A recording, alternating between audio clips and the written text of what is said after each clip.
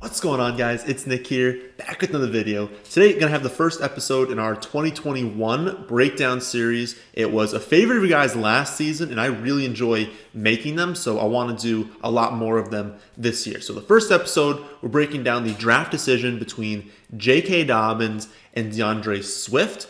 If you have another combination of players you want broken down, typically this is you're doing a mock draft, you get into the second, third, fourth round, and you're like, it's always down to these two or three. If you guys have a decision between three players, these couple of players, you don't know what to do, we can do an in-depth breakdown on them in these videos. So if you got a combo, put them in the comment section of really any video, but I guess it helps in this video, or tweet them at me at NickZylekFFA, and I'll just do ones that I see are the most common.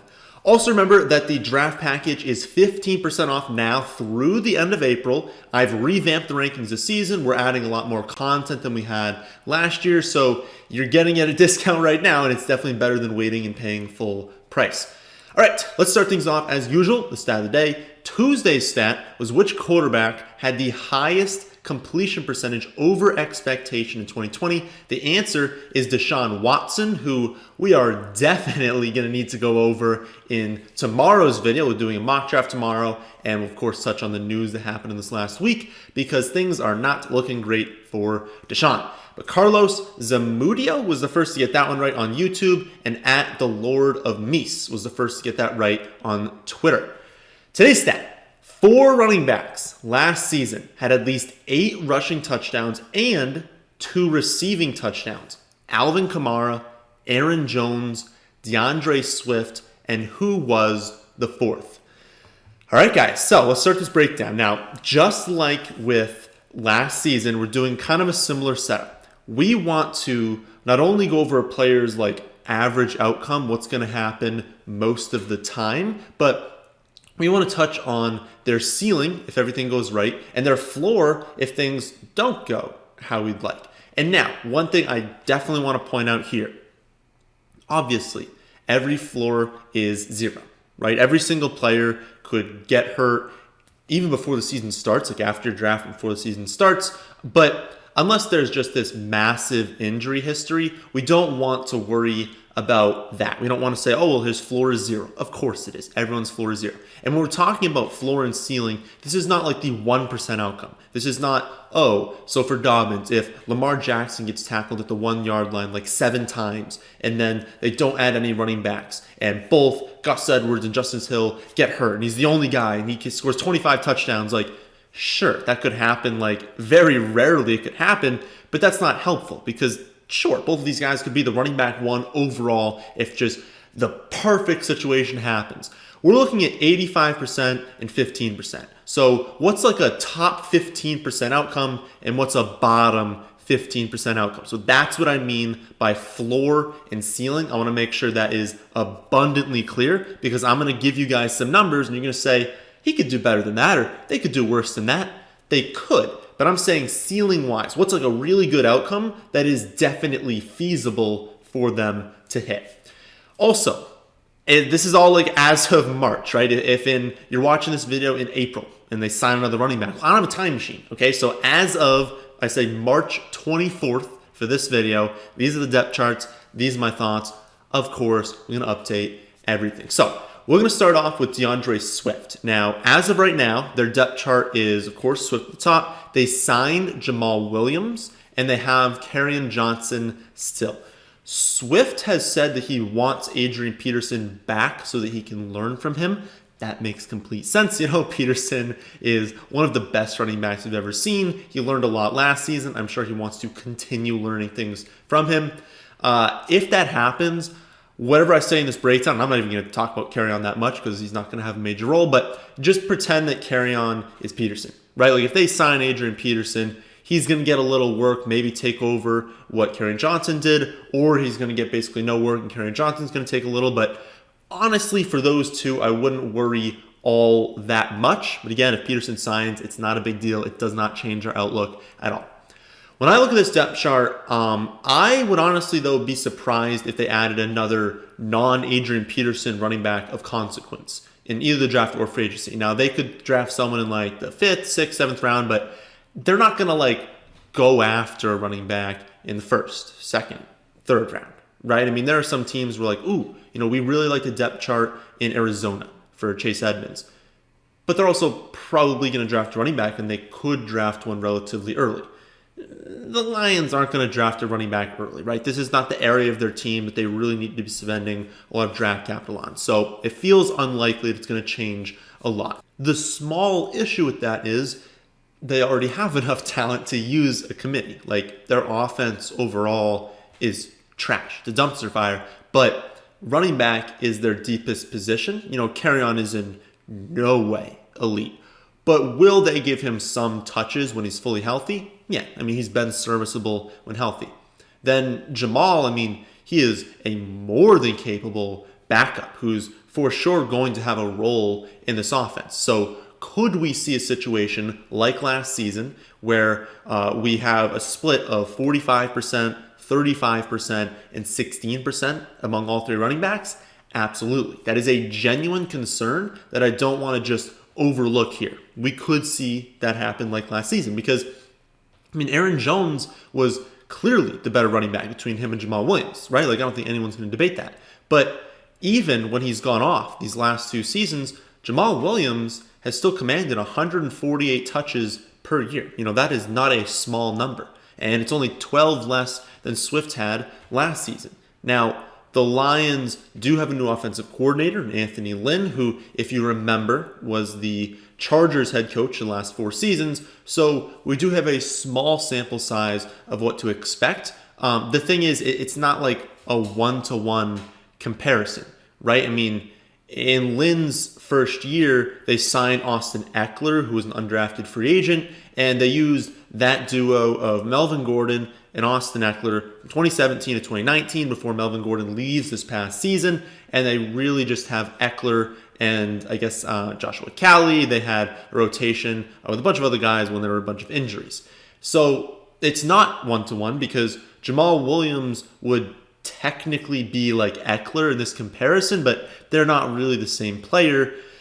However, when you look back, Lynn just didn't really utilize a committee. That was just one thing I wanted to look at was every single season, they even when they have Austin Eckler, are they running these backs as a committee? But over the 3 years, Gordon still had 25.7 touches per game, while Eckler was given 9.6 touches per game. And even if we look back to Eckler's breakout in 2019, well, Melvin Gordon missed the first 4 games of that season, and when he came back, he still averaged 17 touches per game as opposed to 12 for Eckler, which is still a split, but like, if you were going to get 17 touches for Swift, you're not upset, right? Like, at least to a point where it wasn't everyone was getting 12 and 13. Like, he was still utilizing Melvin Gordon as a lead back. And one other thing to kind of point out with that is Eckler was the better running back that season. I mean, if you watch those games, you look at really anything, they probably should have been using Eckler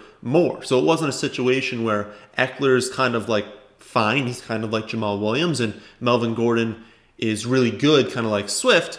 It was almost the opposite. It was like Eckler was better than Melvin Gordon, but he was getting fewer touches. They were still utilizing that lead back. So I would be shocked if this season, we all know that D'Andre Swift is better than Jamal Williams. I'd be shocked if the split was like super close. Some people are probably going to point to last season and say, well, the Chargers had 4 running backs handle between 59 and 116 carries. That's a committee.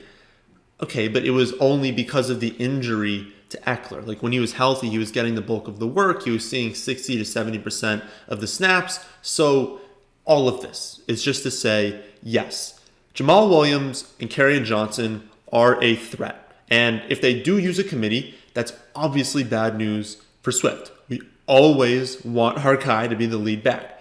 But Lynn was the head coach when they did lean on a lead back over a committee. And considering that, mixed with the fact that like the Lions just don't like Kerryon Johnson, right? Like, they don't want to give him touches, and Williams is going to be changing teams.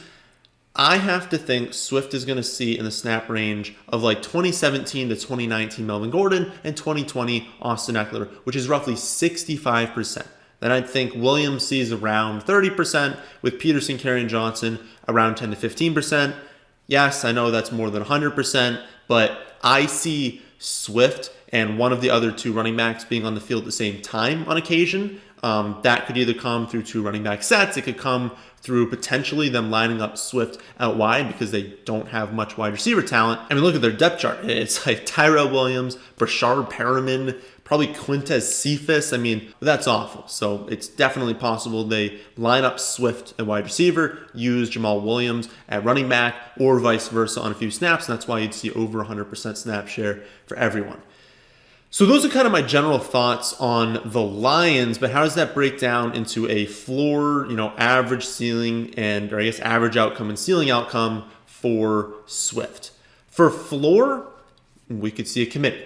Maybe they do re-sign Peterson. Maybe the split is closer to like 50, 30, 20. And if that happens, then Swift could see volume like he did from week 6 on last season. So around 11 carries, around 3 to 4 receptions per game.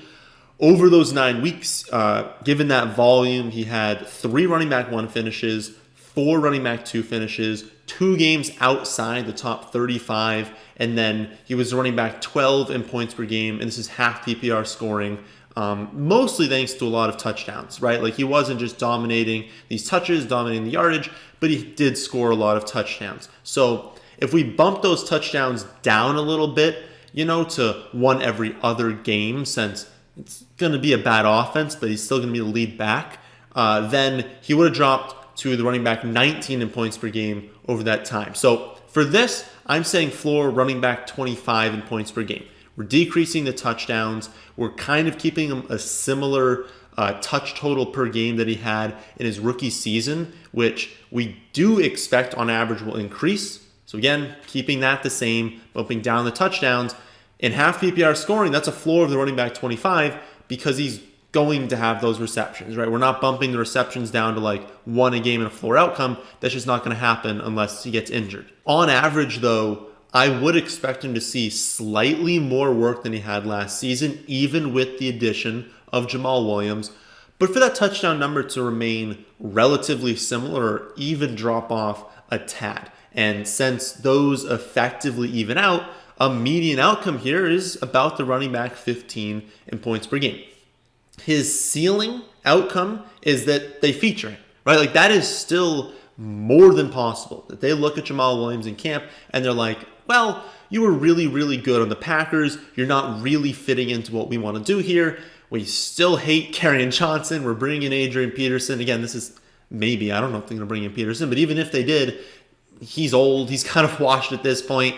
We just want to use D'Andre Swift. And if that happens, he'll probably get in the ballpark of like 15, 16 carries a game, 4 to 5 receptions per game to go along with the large red zone role. So let's say 12 touchdowns on the season. Again, for a ceiling, he can definitely score more than that. We're talking about like an upper 15% outcome here. Under that, he's probably averaging around 16 to 17 fantasy points per game. Again, in half PPR scoring. At the end, I'm going to touch on kind of the difference in the scoring formats, how you can look at these. But in half PPR, in that 16 to 17 points per game range, which is going to equate to roughly mid-range running back 1 production. And it would create weeks where he's seeing, 7 or 8 receptions when the Lions are playing from behind really early, which is going to happen this season. There's going to be plenty of games where it's the end of the first quarter and we're like, well, you guys are in catch-up mode. So that's kind of where I'm seeing Swift right now. Again, floor, kind of that running back 25 in points per game range, average in the running back 15 range, with a ceiling of the running back 6 or 7 in points per game. So where does Dobbins rank if we kind of do the same sort of rundown? We'll look at his depth chart as well. So Ingram is now in Houston. So as of right now, it's Dobbins, Edwards, and Justice Hill. We know that Justice Hill is not someone they want to use a lot. They like him on special teams. They like bringing him in when the game is basically over, or if they need like a few touches to spell these guys a little bit of rest on the sidelines. But in general, you're not going to see games where Justice Hill is taking over. So it's really, really good news for both Dobbins and Edwards if they go into the season with that trio. Will they? I mean, they're probably going to add someone, but I'd be a little bit surprised if It's kind of like the Lions. Like, I'd be surprised if it's a higher end addition. They like Dobbins. They like Edwards. Why would they go out early in the draft or in free agency and try and pick up someone that they want to rotate in with those guys? They were perfectly comfortable leaving Ingram as a healthy scratch in the playoffs, so why would they feel the need to add someone in the draft? So could they, again, add someone 5th, 6th, 7th round? That's fine. Don't freak out if that happens. That's just depth. They just want a bunch of running backs. But if they had someone in like the 1st or 2nd round, then you're like scratching your head thinking, oh, okay, maybe we need to reevaluate here. But unless that happens, we're going with the breakdown I have here. So last season, kind of a gross committee, but there was a massive difference between the beginning of the season and the end of the season. So weeks 1 through 6, the split was 53 touches for Ingram, 48 for Edwards, so virtually 50-50 split there, and only 25 for Dobbins, with Dobbins peaking at just 44% of the snaps during that time. Then we see the Ingram injury, and everything changed. Ingram played just 4 games after week 6 and was a healthy scratch, like I said, in the playoffs. Starting after their bye in week 7, the split was 11.6 carries and 1 reception per game for Dobbins, and 10.4 carries and a little bit less than a reception per game for Edwards. So virtually a 50-50 split there, kind of the same like it was for Ingram and Edwards to start the season. Just a little bit more work for Dobbins, just like Ingram was seeing a little bit more work to start the season. And so we saw that continue in the playoffs, right? Because you can really look to the playoffs to see what does this team really want to do. There are definitely games you look at in the regular season. It's over at halftime in either direction, and we see the splits kind of change. But in the playoffs, these guys are going all out, and we saw it continue. In their 7-point win against the Titans, the split was 10 touches for Dobbins, 8 for Edwards. And then in their 14-point loss to the Bills, the split was 13 touches for Dobbins, 10 for Edwards. So we got to keep this in mind, right? We all want Dobbins to get 75% or more. We want him to be featured. We want him to just be getting the bulk of these touches, of these carries, of these snaps. And we want Lamar to throw him the ball sometimes instead of scrambling every play. But we've yet to see either of those two things happen. Plus, Edwards has played well enough to warrant the playing time he's getting. You know, this isn't a Matt Patricia situation where he just keeps feeding Adrian Peterson for 1 yard a carry over and over again. You know, Edwards has now had over 100 carries and at least 5 yards per carry in each of his first 3 seasons. You know how many other running backs have done that in the last 2 decades? 2. Jamal Charles and Nick Chubb. That's it. So Gus might be annoying in fantasy, but he has earned those touches, and they're not just going to feature Dobbins while Gus is healthy. So what's his floor? Well, same as last year, part of a committee. He was able to average 13.2 fantasy points per game after their bye in week 7, so from week 8 on. And that was really just after they stopped using Ingram so much. And so if we compare that to what we expect going forward, could still happen. Ingram's gone. He only played a few games after their bye in week 7, and he split with Gus Edwards, which is what we could see this season. And it's worth noting that he did score 7 touchdowns in those 9 weeks, which certainly is not a floor outcome.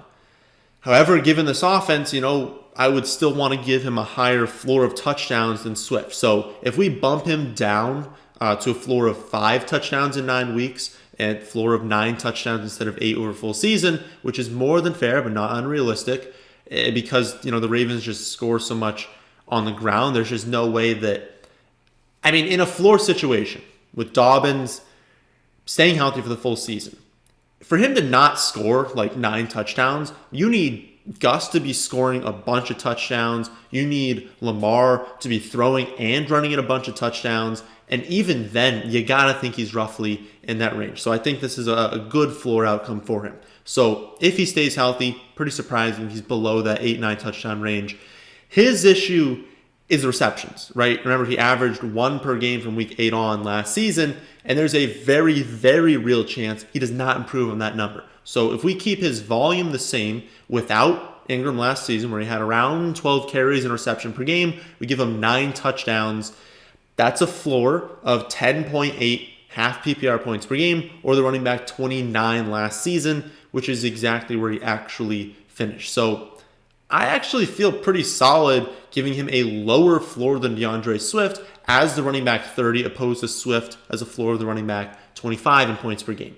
For a median outcome, I would expect the carries to increase a little bit, and I do think he's going to continue scoring at a pretty solid clip. So I'll give him 15 carries a game. We'll have him score 11 touchdowns on the season, but remain with a low 1.5 receptions per game. That lands at 13.9 fantasy points per game, which is roughly the running back 15 overall, just like Swift.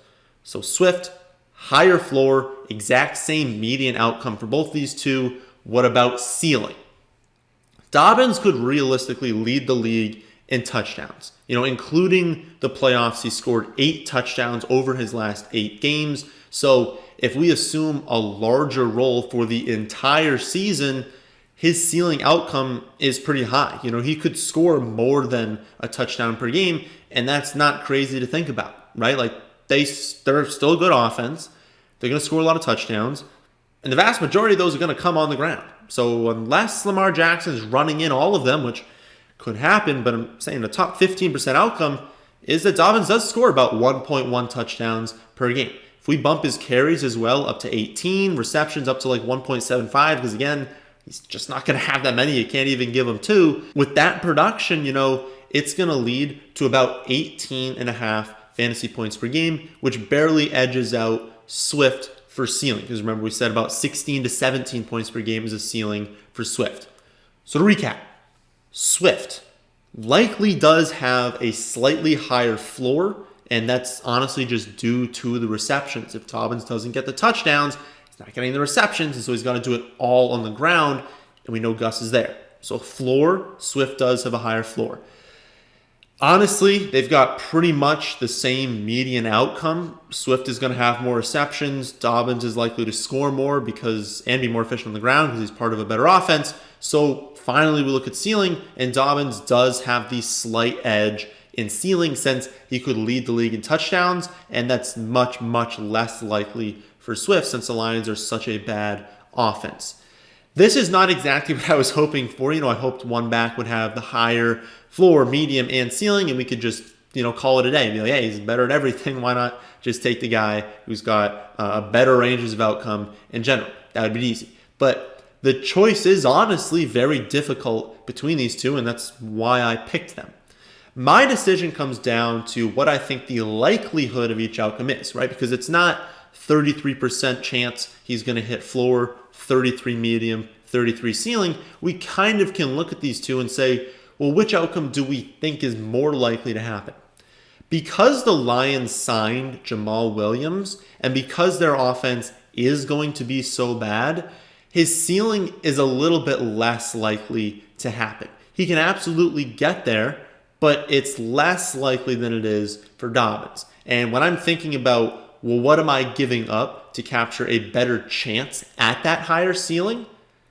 It's not that much. Like, I love the receptions for Swift, and I do think a lot of people are going to overreact to Williams being there, but this is still a very bad offense. We can't overlook that fact, and Dobbins is on, one of the best 2 rushing offenses in the entire league, playing with a running back that we've already seen him play with, right? Like, we look at Edwards, and we say, ooh, that's a threat.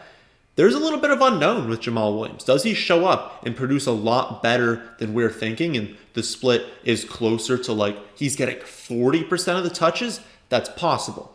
So we need to add that in as a little bit of risk. And if there are just more question marks overall and a lower ceiling, then I just think you have to pick Dobbins in this comparison. And again, this is for half PPR. It is very clearly Dobbins in standard, but for full, it's much, much closer. And honestly, I would go with the one you feel better about in full PPR. They both, if we look back at our projections, they both come out into that 19 and a half full PPR points per game as a ceiling. So Dobbins would no longer really have the edge there, and we would see a pretty significant gap in floor. So in a floor outcome, Swift is definitely going to have the lead in full PPR. And since that's the case, since the ceiling is kind of similar, kind of have to think that maybe in full PPR, if I'm on the clock right now, I might take D'Andre Swift just because I know the receptions will be there, and that helps him a little bit get towards that ceiling. But I really think it comes down to how you would answer this question. Do you believe that Swift is going to have a large percentage of the snaps, even with Jamal Williams being there? Like, if you think the signing of Jamal Williams means that Williams is going to get 30 to 35% of these touches, even in full PPR, probably want to go with Dobbins. But if you are not concerned at all about that signing and you think it's maximum 30, but probably closer to like 25% or even 20% of the touches that they're definitely going to utilize Swift more, then go with Swift. But it really just comes down to how you view that acquisition. If you're scared of Jamal Williams, go with Dobbins. If you're not concerned about that, go with Swift. And again, that's in full PPR. I do think it's Dobbins in standard and half. So that'll do it for this player breakdown. Let me know what comparisons you guys want to see in the upcoming video. And remember, you can use promo code FFA now through the end of April to get 15% off any package on the website, thefantasyfootballadvice.com. But that, my friends, is the end of this one. Hope you all did enjoy. If you did, then how about hitting that like button? And how about subscribing to the channel if you're new? Thanks for watching.